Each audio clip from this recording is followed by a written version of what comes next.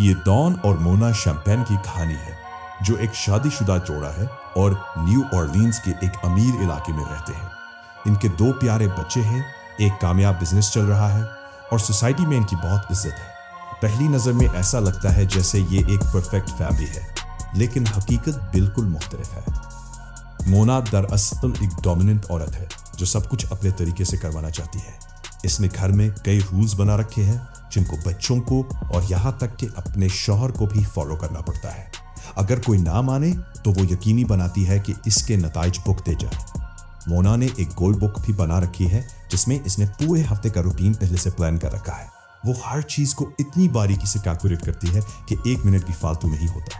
ایک مثال یہ ہے کہ اس نے رات سیکس کے لیے بالکل 15 منٹ مقرر کر رکھے ہیں۔ اس نے یہ بھی طے کیا ہوا ہے کہ اس موقع پر کس رنگ کے کپڑے پہنے جائیں گے۔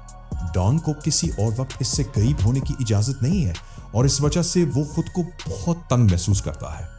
بچوں کی بات کریں تو ایلیسن اور اینڈریو کو ہر اس چیز میں جیتنا ضروری ہے جس میں وہ حصہ لے، چاہے اسکول کا کوئی مقابلہ ہو یا کسی پڑوسی کے ساتھ دوستانہ میچ۔ ان کے پاس کوئی اور چوائس نہیں ہوتی۔ مونا ہمیشہ نظر رکھتی ہے اور یقینی بناتی ہے کہ وہ اپنا پورا زور لگائے۔ جیسا کہ توقع تھی، ڈان اس صورتحال سے خوش نہیں ہے۔ اس کا نہ تو اپنی فیملی پر کوئی اختیار ہے اور نہ ہی وہ اپنے بچوں کو کچھ سکھا سکتا ہے۔ ہمیں پتہ چلتا ہے کہ وہ ایک فرنیچر سٹور کا مینیجر ہے، جو کہ بڑی بات مانی جاتی ہے، لیکن یہ بھی پتہ چلتا ہے کہ مونا کے امیر والدین نے اسٹور کے لیے پیسے دیے تھے، یعنی ایک نکلی مونا ہی اس کی مالکن ہے۔ شاید اسی لیے ڈان اس کی ہر بات مان لیتا ہے اور اپنی کوئی رائے نہیں رکھتا۔ ایک دن فرنیچر سٹور میں سیلز پرسن کی جگہ کے لیے اعلان کیا جاتا ہے۔ اس کے جواب میں ایک خوبصورت جوان لڑکی ڈسٹی آتی ہے۔ ڈان فوراً اس کے حسن پر فریفتہ ہو جاتا ہے اور جاب سے متعلق ضروری سوال پوچھنا بھول جاتا ہے۔ جب وہ چلی جاتی ہے تو ڈان کا دوسرا ملازم لسٹ تجویز کرتا ہے کہ وہ اس لڑکی کو ہائر کر لے۔ اس کی دلیل ہے کہ انہیں ایک خوبصورت چہرے کی ضرورت ہے تاکہ بزی شیڈول سے ذہن ہٹے۔ ڈان کو اپنی تکلیف دہ شادی بھی یاد آتی ہے، اس لیے وہ باقی اپلیکیشنز دیکھے بغیر ہی ڈسٹی کو ہائر کر لیتا ہے۔ دوسری طرف ہم ایک مشکوک شخص کو دیکھتے ہیں جس نے ابھی کسی کو قتل کیا ہے۔ وہ ڈان کے فرنیچر سٹور کا ٹی وی پر ایڈورٹائزمنٹ دیکھتا ہے اور اسے ایک آئیڈیا آتا ہے۔ اگلے دن سے وہ شخص ڈان اور اس کی فیملی کا جہاں جاتے ہیں پیچھا کرنے لگتا ہے۔ ڈان کو اس بات کا بالکل علم نہیں ہے اور وہ اپنی یکساں زندگی جیتا رہتا ہے، لیکن جیسے جیسے دن گزرتے ہیں وہ اور ڈسٹی ایک دوسرے کے قریب آنے لگتے ہیں۔ آخرکار وہ ایک دوسرے کے ساتھ انٹیمیٹ بھی ہو جاتے ہیں، جو ڈان کے لیے بہت بڑی راحت ہوتی ہے۔ یہ پہلی بار ہے سالوں میں کہ اس نے جذباتی طریقے سے سیکس کیا ہو۔ اگلے کچھ ہفتوں میں ڈان بہت خوش نظر آتا ہے۔ وہ گھر ہو یا کام ہمیشہ اچھے موڈ میں رہتا ہے۔ وہ اپنی بیوی کو بھی نظر انداز کرنے لگتا ہے کیونکہ اسے اس سے زیادہ دلچسپ کوئی مل گیا ہے، لیکن جیسا کہ کہتے ہیں ہر عمل کا نتیجہ ہوتا ہے۔ ڈان کو اندازہ نہیں کہ آگے کیا ہونے والا ہے۔ ایک دن ڈسٹی اس کے پاس یہ خبر لے کر آتی ہے کہ وہ پریگننٹ ہے۔ یہ سن کر ڈان گھبرا جاتا ہے اور فوراً اسے کہتا ہے کہ وہ یہ بچہ گرا دے، لیکن ڈسٹی سختی سے انکار کر دیتی ہے اور کہتی ہے کہ وہ اسے رکھنا چاہتی ہے۔ اس سے ڈان بہت مشکل صورتحال میں پھنس جاتا ہے کیونکہ اگر بیوی کو کسی طرح پتہ چل گیا تو وہ برباد ہو جائے گا۔ اس شام وہ اپنے دوست لیس سے مشورہ کرتا ہے۔ لیس کہتا ہے کہ ڈسٹی جیسی عورتیں صرف پیسے کے پیچھے ہوتی ہیں، تو وہ مشورہ دیتا ہے کہ ڈان اسے خاموش رہنے کے لیے اچھی رقم دے دے۔ یہ مشورہ مان کر ڈان اپنی بچت سے $13,000 نکالتا ہے اور اگلے دن اسے دے دیتا ہے۔ ڈسٹی تھوڑی حیران ہو کر کہتی ہے کہ وہ بالکل پیسوں کے پیچھے نہیں ہے، لیکن پھر وہ کہتی ہے کہ اگر تم واقعی یہی چاہتے ہو تو ٹھیک ہے، میں لے لیتی ہوں۔ جب وہ چلی جاتی ہے تو ڈان کو لگتا ہے کہ جان بچ گئی اور وہ سکون کا سانس لیتا ہے۔ اسے نہیں پتا کہ ڈسٹی سیدھی اسی مشکوک آدمی کے پاس جاتی ہے۔ اس کا نام مرفی ہے اور پتا چلتا ہے کہ وہ اس کے لیے کام کر رہی تھی۔ یہ گروہ امیر لوگوں کو نشانہ بناتا ہے اور ان سے زبردستی پیسے وصول کرتا ہے۔ اس بار مرفی نے ڈان کا ایڈورٹائزمنٹ دیکھا تھا، اس لیے اس نے ہفتوں تک اس کی فیملی کے بارے میں ریسرچ کی۔ جب یقین ہو گیا کہ یہ امیر ہے تو اس نے اپنی گرل فرینڈ ڈسٹی کو بھیجا کہ وہ اسے پھنسائے۔ پلان کامیاب رہا اور انہیں پیسے مل گئے، لیکن مرفی مطمئن نہیں ہے کیونکہ اسے زیادہ کی توقع تھی۔ اس لیے وہ ڈسٹی کو حکم دیتا ہے کہ ڈان کو بلیک میل کر کے اور پیسے نکلوائے۔ اگلے کچھ دنوں میں وہ بیچارہ ڈان کو پریشان کرتی رہتی ہے اور $25,000 کا مطالبہ کرتی ہے، ورنہ سب کو بتا دینے کی دھمکی دیتی ہے۔ چونکہ ڈان کے پاس اتنے پیسے نہیں ہیں، وہ آخرکار فیصلہ کرتا ہے کہ اپنی بیوی کو سب سچ بتا دے۔ وہ اس کے کمرے میں جاتا ہے، کچھ شاٹس لیتا ہے اور سچ بتانے کی کوشش کرتا ہے، لیکن وہ اپنے آپ کو سنبھال نہیں پاتا کیونکہ نتائج سے ڈرتا ہے۔ جب مونا زور سے بولتی ہے کہ بتاؤ کیا ہے، تو وہ آخرکار بتا دیتا ہے کہ اس کا سٹور کی سیلز وومن ڈسٹی کے ساتھ افیئر تھا۔ حیرانی کی بات یہ ہے کہ وہ زیادہ ریئیکٹ نہیں کرتی۔ مونا پرسکون طریقے سے فیملی کا فوٹو البم کھولتی ہے اور اس کی پیجز پلٹتے ہوئے ڈان سے پوچھتی ہے کہ کیا وہ اس سے محبت کرتا ہے۔ وہ گھبرا کر جواب دیتا ہے کہ ہاں، وہ اس سے اور بچوں سے بہت محبت کرتا ہے۔ وہ یہ بھی کہتا ہے کہ وہ اپنی غلطی سدھارنے کے لیے کچھ بھی کرے گا۔ اگلے سین میں ہم دیکھتے ہیں کہ مونا بالکل پاگل ہو گئی ہے۔ وہ پوری آواز سے چیخ رہی ہے اور گھر میں چیزیں پھینک رہی ہے۔ ڈان چپ چاپ صوفے پر بیٹھا ہے اور وہ اسے یاد دلاتی ہے کہ اس نے اور اس کے والدین نے اس کے لیے کتنی قربانیاں دی ہیں۔ اسی وقت ڈسٹی کی کال آتی ہے جو ڈان نہیں اٹھاتا۔ وہ ابھی بھی پیسوں کے لیے بلیک میل کر رہی ہے۔ جب مونا یہ دیکھتی ہے تو اپنے شوہر کو حکم دیتی ہے کہ ڈیل مان لو۔ وہ کہتی ہے کہ جو بھی میری فیملی سے پنگا لیتا ہے وہ قبر میں جاتا ہے۔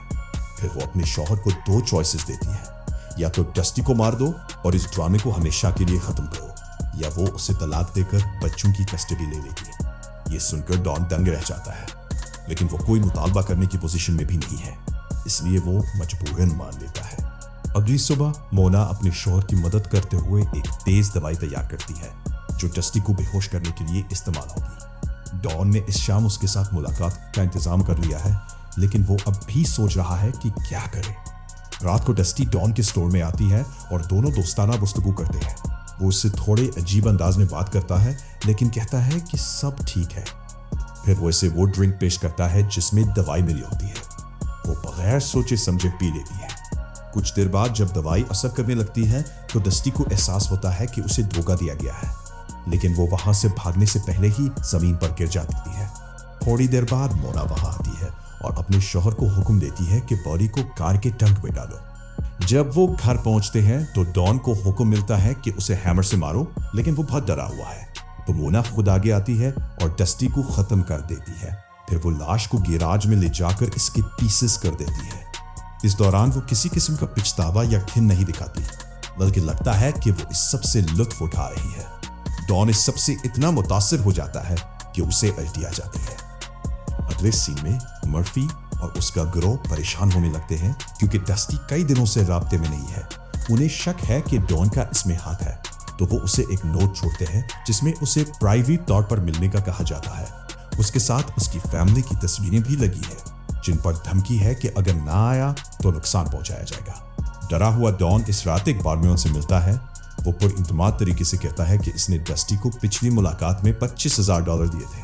یہ سن کر مرفی کو لگتا ہے کہ وہ پیسے لے کر فرار ہو گئی ہے اور واپس نہیں آئے گی، تو وہ ڈان سے کہتا ہے کہ $25,000 اور دے ورنہ فیملی کو نقصان پہنچائے گا۔ کچھ نہ سوچنے پر ڈان دوبارہ اپنی بیوی کے پاس جاتا ہے اور سب کچھ بتا دیتا ہے۔ پہلے کی طرح وہ پرسکون نظر آتی ہے، جیسے اس کے ذہن میں کوئی پلان ہو۔